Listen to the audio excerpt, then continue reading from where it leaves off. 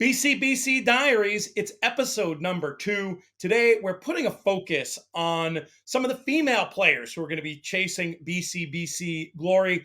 Our first guest in that regard is a woman who's made quite a splash on the contest scene. She's going to tell us a little bit about her history in the BCBC. But if you've been following contests over the last few years, you've seen the name Alexa Zepp, and she's here with us now. Alexa, how are things? Hey, good. Thanks for having me. How's it going? Things are very good. Let's start with that first question about your history in the BCBC. This is an event you have qualified for in the past. Am I correct in saying that? Yes, I'm like trying to think how many times I've played in it. I know it's at least 4. I think probably, all those years with COVID kind of ran together a little bit when we were playing online in our homes. But I know I played out at Santa Anita and out at Keeneland as well. I did not play this very last year because I was covering it for America's Best Racing, and it was just like too much to juggle doing the coverage and playing. But I was there. You're preaching to the choir with that one. I know exactly what that challenge is like. What is it about the BCBC that makes it a goal worth chasing, in your opinion? I mean, it's the brass ring. Like, it's the biggest prize pool. It's what isn't? Why wouldn't you chase it? You know what I mean? What if the winner this last year walked out with over $600,000? I mean, our man Sean Borman. Sean will be a guest. His record-breaking performance there. We're going to have him as a guest on the show. We're going to follow his season along with him. Give us a little bit of history about yourself, Alexa. Where do you live? What do you do for a living? And if you don't mind sharing your age. Yeah, I am. I just turned 29 a couple weeks ago. So it's my birthday month, right? All us Geminis love June. No, but I started in tournaments, I want to say 7 years ago now. And that was my introduction to horse racing completely, was tournament play as a +1. And I decided I just really loved it, wanted to learn how to do it and compete myself. So started doing it, got pretty good at it. And everything's just taken off from there. So now I moved to Kentucky last year to be closer to the industry because I work for the Daily Racing Forum. I have my own racing syndicate and business, buying and managing horses for investors. I'm a part of the Horse Racing Women's Summit. So my whole life is just about horse racing. So I moved here to be close to it. I love to hear that. What, in your opinion, can we do to make handicapping contests more appealing to women? And you're sort of like the double whammy. Speaking of Holy Grails, double whammy, Holy Grail. You're female and you're young. We need more people like you. What could be done? That's a really good question. I think a lot of it is just exposure. Like, I don't think a lot of people know about the tournaments and know about it. And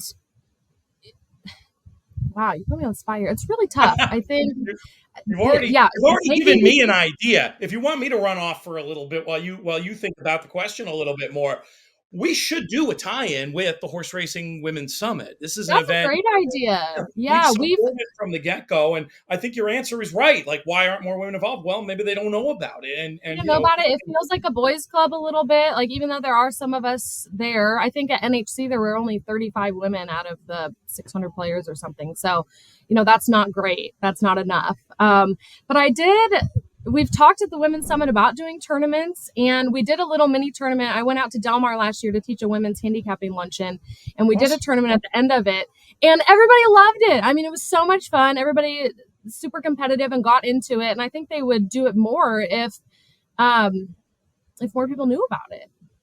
It's a fun way to compete. And what I think might particularly, and you tell me if I'm off on a limb here that's going to fall off, but what might really help is, I think handicapping contests in general, the vibe is you obviously are rooting for yourself. You're competitive. You want to win.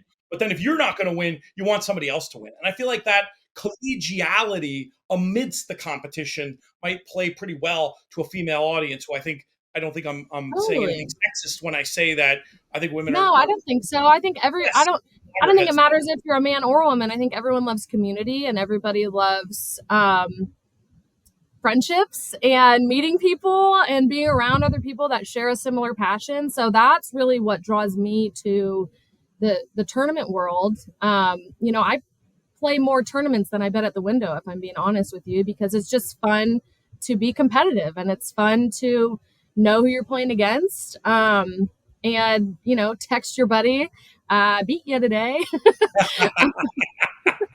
So yeah, I think tournaments are a really great space. I got one more question for you. We're going to check in with you throughout the season. Also, we've got our regular players we're going to be following every week. We're kind of breaking format here in this second show by bringing in some new blood. But I really did want to address this topic early on in the series. I would love to hear your personal plan for how to qualify this year. How much thought have you put into it? What are you planning on doing to get to that goal? I need to get my act together is what I need to do. So I've taken on a lot in the last year. I started working in the Daily Racing Forum. I started doing coverage for America's Best Racing as well. It's just been a lot. And moving here, and tournaments took a back seat after NHC this year for sure. I really haven't played in hardly any. I started again this week because I am going this weekend to the Hawthorne Invitational. Nice. I'm in Chicago, yeah, so I'll be driving out tomorrow night. So my plan is to win it all this weekend and be done with it. um, and not have to worry about it the rest of the year. So I guess check back with me next week if stuff goes south and I don't qualify, then I'll need to make a better plan. We want to get you involved in our horse player happy hour games too, with Yeah, I did that last 20,000 year. added to the pot at no cost to players. Great opportunity. Godspeed to you out there, Alexa. We'll be talking soon. Our next guest, she's Emily Gullickson. Emily, how are things? Things are great. I'm extremely looking forward to this weekend. This is my third time co-hosting the Hawthorne Invitational, and each year it's been a little bit different, but mostly the same. And in the tournament scene, it's so great when you're ever in a live environment because everybody comes out, you get to see everybody, see your friends, root for everybody, root for yourself, all the good things that come with tournament play. So I'm always looking forward to it, excited as ever. You've obviously taken the route. Now you're working for Hawthorne. You're doing more on the TV side, but I know you, and I bet it hasn't really thwarted those ambitions of participating in a Breeders' Cup Betting Challenge champion. My question to you is, when are we going to see a female BCBC champion, and could it be as soon as this year? I don't see why not. I think, following the tournaments, doing coverage, even doing the BCBC coverage, the women are playing as well, and it's just, why not? It's not, I don't think there's any curve. It's more, there's not as many female players, but Right. they're as Numbers good. game. Yeah, they're as good. So it's just a matter of being there. Christy Moore was right there last year. And, it's just like, it's one hit here or there, one opinion here or there to make a difference in play. But yeah, a lot of people don't know that I got started playing tournaments. Really, that is where I started, and that I'm self-taught and really moved up through tournament and met people like yourself, and kind of positioning myself in different places, learning the game, and one thing led into another. But yeah, it's funny because when I moved out here to Chicago, I didn't move out here with the Hawthorne job. So part of the reason was, like, being in Arizona, there wasn't as many live tournaments, right? And there wasn't as many in Vegas anymore. So I'm like, oh, Chicago would be great. Once, the end of COVID and everything, I'll be able to play these live tournaments. And now that I'm a Hawthorne employee, that's X'd out, right? I had to sign the disclosure, but it's a good trade, it's a good trade. But every time that I'm doing it, whether it's at the NHC or our tournaments here at Hawthorne, I so have the bug. I love it. I think tournament play is just awesome. It's such a good growth area for the game, especially these type of tournaments that are, BCBC, our tournaments at Hawthorne, because it's hand in hand with betting, and which is the everyday play. Now you're just have that added that you're playing against other people, which drives people because they're just kind of naturally competitive and like games and like to see a leaderboard and their name either up or down or wherever. And all those things are great. So I still have the bug, I still have playing, and that's, hopefully my passion comes through and doing all this and for the show and for the game as a whole. What would it mean to you if you were to become the first female player to win the Breeders' Cup Betting Challenge? Probably the same as everybody else, just the prize money. I honestly, like, that wouldn't be it for me, especially in this game. My first kind of love for horses was riding, being younger. And one of the things that it just kind of, I don't know where it came from, whether it was like a trainer, my mom, or whatever, just really talked about the egalitarian aspect of equestrian sports that men and women compete on the same stage, whether it's in the Olympics or whatever. And so it was just always kind of an equal playing field. And I still feel that. So even when there's like this conversation of like, oh, the women, oh, I'm kind of like, we're all doing it. And obviously I'm rooting for all the women. And, but yeah, for me personally, it would just be, I don't know, maybe I'll go on a vacation and not have to save up for it. Yeah. I love that. Yeah, I think you can get a couple of vacations out of a BCBC win.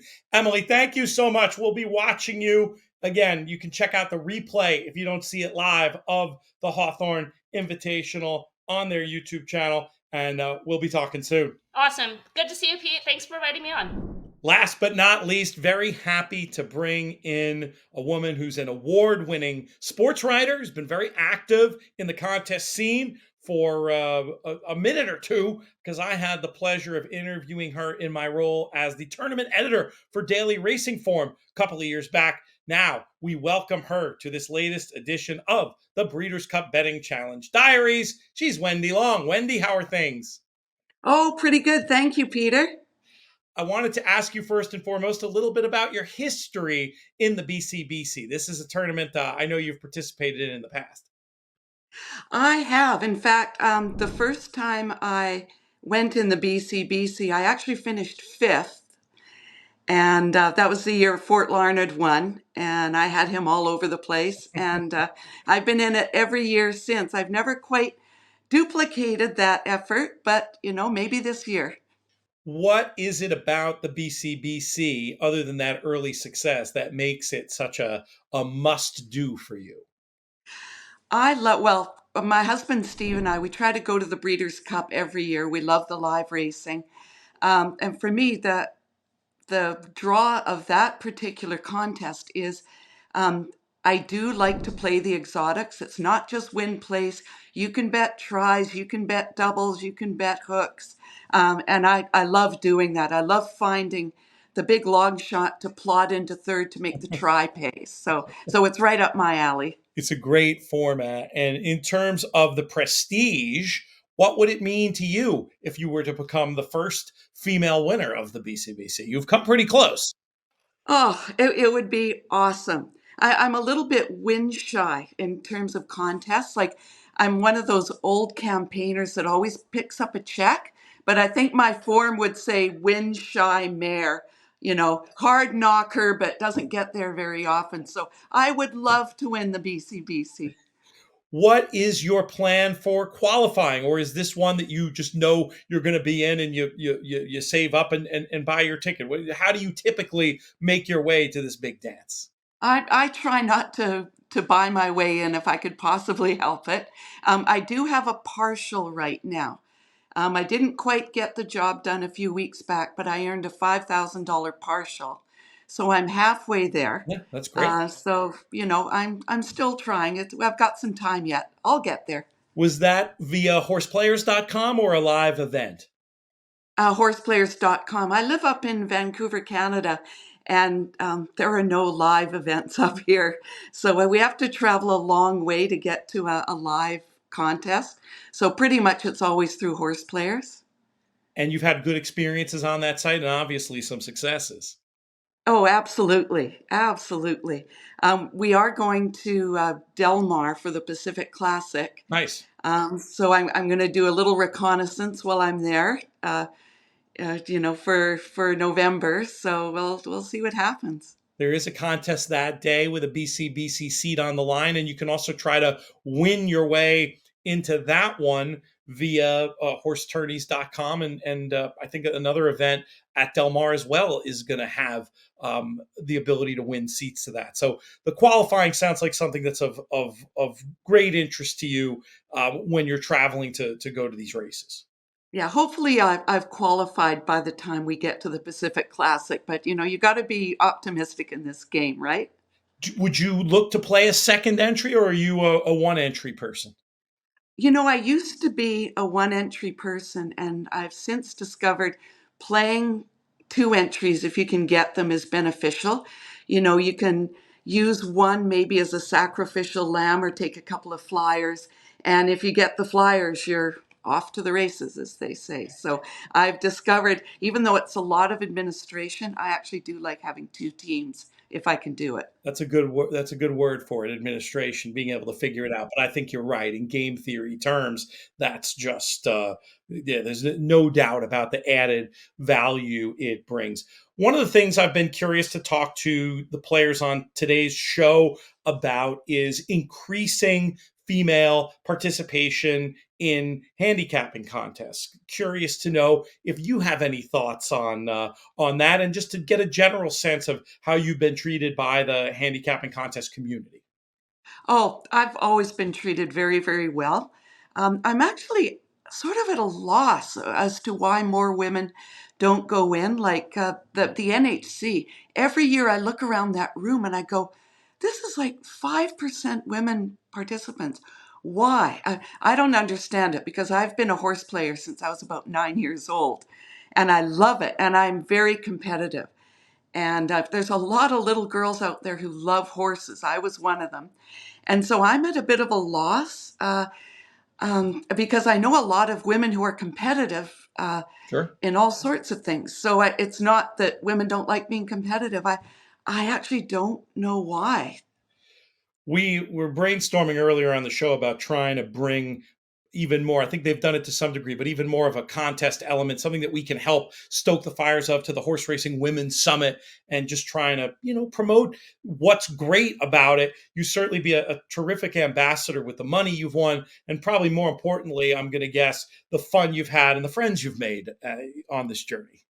Absolutely. And, that's half the fun of it, is especially because we do a lot of online contests. When I get to a live contest, I get to actually meet the people that I've been knocking heads with. And it's great fun to finally put a face to a name who has just beaten you, or you've just beaten them. So, yeah, I mean, that's half the fun of it for sure. And I'd be happy to help in any way if I can get more women into this, because it is a lot of fun. That's great stuff, Wendy. Really appreciate you coming on the show today. Very excited to follow along with your journey to qualify on this BCBC Diaries show. We have our regular players we're following, but then I think we're going to have some regular guests who update us when they punch their tickets. I'd love it if you could be one of those, because obviously your energy, your passion for the game, and the success you've had, you're a great, and as a sports reporter, I'm sure you can see why you'd be a good story to follow. Well, I'd be happy to. I hope maybe we can do that soon, and that'll mean I've got my full ticket, not just a half. So hopefully that happens soon.